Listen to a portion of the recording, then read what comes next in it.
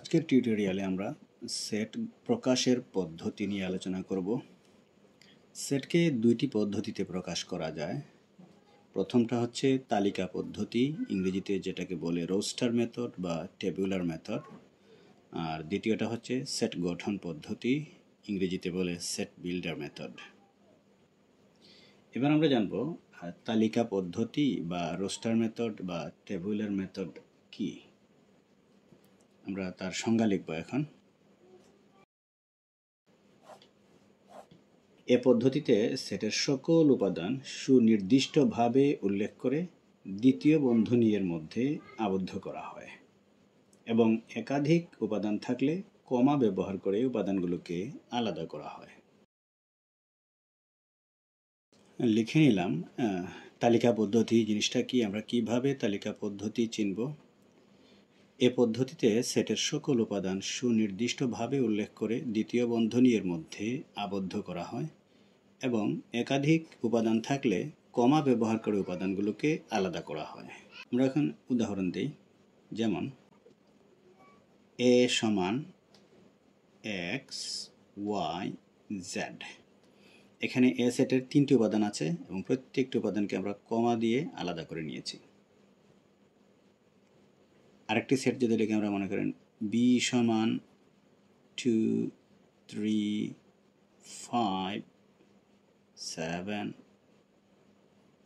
এখানে চারটি উপাদান লিখলাম বি সেটের এবং প্রত্যেকটি উপাদানের মাঝখানে আমরা কমা দিয়ে আলাদা করে নিয়েছি। এই হচ্ছে তালিকা পদ্ধতি। এবার আমরা জানব সেট গঠন বা সেট বিল্ডার মেথড। এ পদ্ধতিতে সেটের সকল উপাদান সুনির্দিষ্টভাবে উল্লেখ না করে উপাদান নির্ধারণের জন্য সাধারণ ধর্মের উল্লেখ থাকে। আমরা লিখে নেই।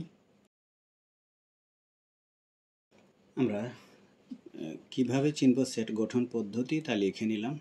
এই পদ্ধতিতে সেটের সকল উপাদান সুনির্দিষ্টভাবে উল্লেখ না করে উপাদান নির্ধারণের জন্য সাধারণ ধর্মের উল্লেখ থাকে। তালিকা পদ্ধতি যেখানে আমরা সেটের উপাদানগুলোকে সুনির্দিষ্টভাবে দ্বিতীয় বন্ধনীর ভিতরে আমরা উল্লেখ করতাম, কিন্তু এখানে এরকম থাকবে না।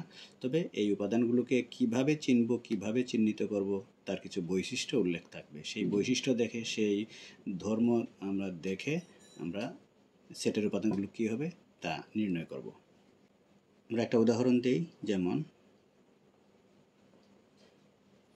মনে করেন এ একটা সেট, তার উপাদান হচ্ছে এক্স এবং এক্সটা কি আমরা উল্লেখ করতে হবে। এখানে লিখলাম এ সমান এক্স যেন এক্স স্বাভাবিক জোড় সংখ্যা। এই হচ্ছে বৈশিষ্ট্য বা ধর্ম যেটা আমরা সংখ্যার মধ্যে উল্লেখ করেছি। কিভাবে আমরা সেটের উপাদানগুলো চিহ্নিত করব। আমাদের সেটের নাম হচ্ছে এ সেটের উপাদান হচ্ছে এক্স, এক্সটা কি স্বাভাবিক জোড় সংখ্যা, তার মানে স্বাভাবিক জোড় সংখ্যাগুলোই হচ্ছে এ সেটের উপাদান। আমরা পেয়ে গেলাম এ সেটের উপাদান কি, অর্থাৎ স্বাভাবিক জোড় সংখ্যা যেমন 2 4 6 এগুলো হচ্ছে এ সেটের উপাদান। আবার আরেকটি সেট যদি লিখি, মনে করেন বি সমান, আমরা ধরে নিলাম আবার এক্স বা ওয়াই, যাই লিখি আমরা লিখলাম ওয়াই এইখানে, যেন ওয়াই নবম শ্রেণীর প্রথম 5 জন শিক্ষার্থী। তাহলে আমরা পেয়ে গেলাম বি সেটের উপাদান কি, ওয়াই ধরছিলাম, আর ওয়াইটা কি আমরা শেষে উল্লেখ করেছি, ওয়াই হচ্ছে নবম শ্রেণীর প্রথম 5 জন শিক্ষার্থী, অর্থাৎ বি সেটের উপাদান হচ্ছে নবম শ্রেণীর প্রথম 5 জন শিক্ষার্থী।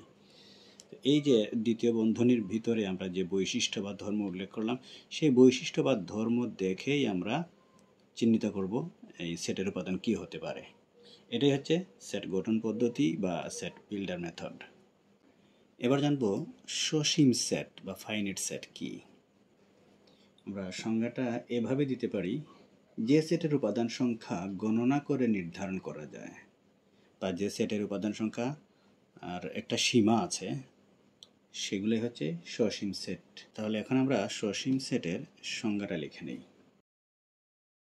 আমরা সসীম সেটের সংজ্ঞাটা লিখে নিলাম। যে সেটের উপাদান সংখ্যা গণনা করে নির্ধারণ করা যায় তাকে সসীম সেট বলে। আমরা উদাহরণ দিব এইভাবে, যেমন মনে করি সি একটা সেট যার উপাদান হচ্ছে এক্স ওয়াই এটা। এখানে সি সেটের উপাদান কি? এক্স এবং ওয়াই, অর্থাৎ দুইটা উপাদান আছে এই সেটের। এটাই হচ্ছে তার সসীম উপাদান। আমরা যদি আরেকটা সেট কল্পনা করি সসীম সেটের, যেমন যদি আমরা আরেকটা সেট লিখি ডি এবং তার উপাদান যদি আমরা এইভাবে লিখি যে 2 4 6 ডট ডট ডট ডট 20,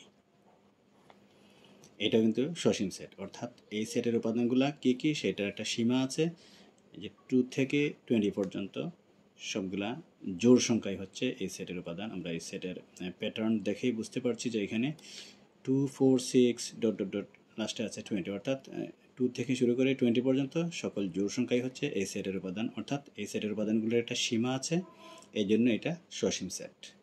অসীম সেট বা ইনফিনিট সেট ঠিক সসীম সেটের বিপরীত। অর্থাৎ এটার সংজ্ঞাটা আমরা এইভাবে দিতে পারি, যে সেটের উপাদান সংখ্যা গণনা করে নির্ধারণ করা যায় না তাকে অসীম সেট বলে। তাহলে আমরা সংজ্ঞাটা লিখে নিই। আমরা অসীম সেটের সংজ্ঞা লিখে নিলাম, যে সেটের উপাদান সংখ্যা গণনা করে নির্ধারণ করা যায় না তাকে অসীম সেট বলে। এবার আমরা অসীম সেটের উদাহরণ দিব, যেমন স্বাভাবিক সংখ্যার সেট। স্বাভাবিক সংখ্যার সেটকে আমরা n দিয়ে প্রকাশ করি, তাহলে n সমান কি হবে? স্বাভাবিক সংখ্যা 1 2 3 4 5 dot dot dot dot dot অসীম। এরকম আমরা যত সংখ্যা লিখতে পারি সবগুলাই হচ্ছে কি স্বাভাবিক সংখ্যা এবং সবগুলাই এই এই n এর অন্তর্ভুক্ত। আর যেহেতু এই স্বাভাবিক সংখ্যা অসীম পর্যন্ত আছে, সেই জন্য সেটা হচ্ছে অসীম সেট। আমরা যদি আরেকটা উদাহরণ দেই, যেমন পূর্ণ সংখ্যার সেট। পূর্ণ সংখ্যার সেটকে আমরা ক্যাপিটাল জেড দিয়ে প্রকাশ করি, আর পূর্ণ সংখ্যা ধনাত্মকও হতে পারে ঋণাত্মকও হতে পারে। তাহলে আমরা 0 থেকে যদি আমরা ডান দিকে যাই তাহলে 1 2 3 4 ডট ডট ডট ডট এদিকে যেতে পারি।